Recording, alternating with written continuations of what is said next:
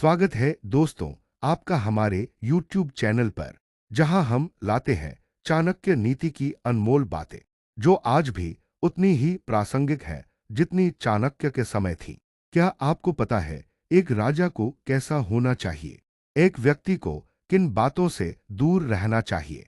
जीवन में सफलता और सम्मान कैसे पाया जा सकता है?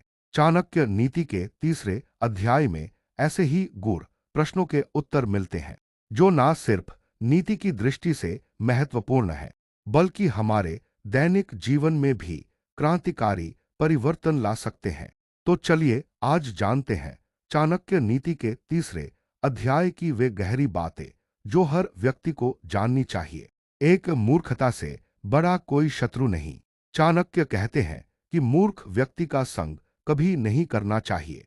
मूर्ख मित्र से बुद्धिमान शत्रु अच्छा होता है, क्योंकि मूर्ख मित्र अनजाने में हमें नुकसान पहुंचा सकता है, जबकि बुद्धिमान शत्रु भी सोच समझकर व्यवहार करता है। इसलिए चाणक्य का पहला संदेश है, संगति सोच समझकर चुनो, मूर्ख और अविवेकी लोगों से दूरी बनाकर चलो। दो, स्त्री और पुरुष के स्वाभाविक आकर्षण पर नियंत्रण। चाणक्य कहते हैं कि स्त्री और पुरुष के बीच स्वाभाविक आकर्षण होता है, लेकिन एक संयमी व्यक्ति वही है जो अपने इंद्रियों पर नियंत्रण रखे। स्त्री सौंदर्य, मीठी वाणी और व्यवहार ये सब पुरुष को आकर्षित करते हैं, लेकिन जो इनसे दूर रहता है वही वास्तव में ज्ञानी है। इसका अर्थ यह नहीं कि चाणक्य स्त्रियों के विरोधी हैं, बल्कि वे संयम और मर्यादा की बात करते हैं, चाहे स्त्री हो या पुरुष। तीन, व्यसनों से दूर रहो। तीसरे अध्याय में चाणक्य जोर देते हैं कि व्यक्ति को व्यसन यानी शराब, जुआ, वासना और आलस्य से बचना चाहिए। एक राजा को व्यसनों से दूर रहना चाहिए, क्योंकि ये उसकी प्रतिष्ठा, सत्ता और शक्ति को धीरे धीरे नष्ट कर देते हैं। यह नीति आम व्यक्ति पर भी लागू होती है।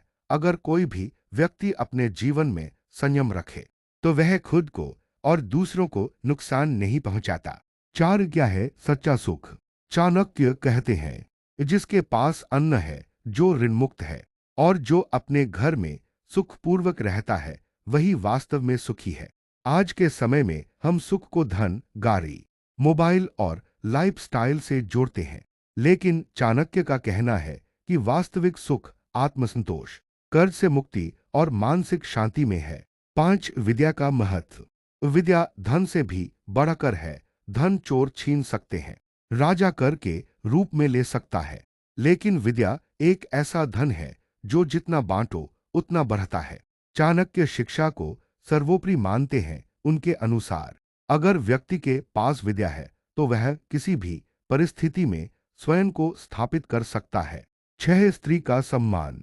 चाणक्य नीति का तीसरा अध्याय यह भी सिखाता है कि स्त्री का सम्मान करना चाहिए। स्त्रियों को सजग, संस्कारी और मर्यादित बताया गया है। जो व्यक्ति स्त्री का अपमान करता है, वह स्वयं विनाश की ओर जाता है। सात, समय की पहचान।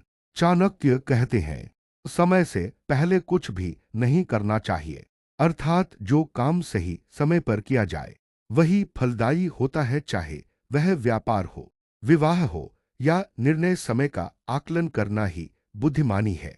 आठ, शत्रु को कभी कमजोर न समझो। चाणक्य स्पष्ट करते हैं कि कभी भी अपने शत्रु को छोटा या कमजोर समझकर अनदेखा ना करे। छोटा शत्रु भी समय आने पर बड़ा संकट बन सकता है, इसलिए सजग रहना ही चाणक्य की नीति है। 9, गुणों से ही होता है व्यक्ति महान। चाणक्य कहते हैं, एक व्यक्ति का कुल, धन और जाति तब तक कुछ नहीं जब तक उसके पास गुण ना हो। गुणहीन व्यक्ति समाज में सम्मान नहीं पा सकता, जबकि गुणवान व्यक्ति को हर जगह आदर मिलता है, चाहे वह किसी भी परिस्थिति में क्यों ना हो। 10, और सच्चे मित्र की पहचान। चाणक्य एक सच्चे मित्र को परिभाषित करते हैं। सच्चा मित्र वही है जो संकट में साथ दे, गुप्त बातें न फैलाए और विश्वासघात न करे।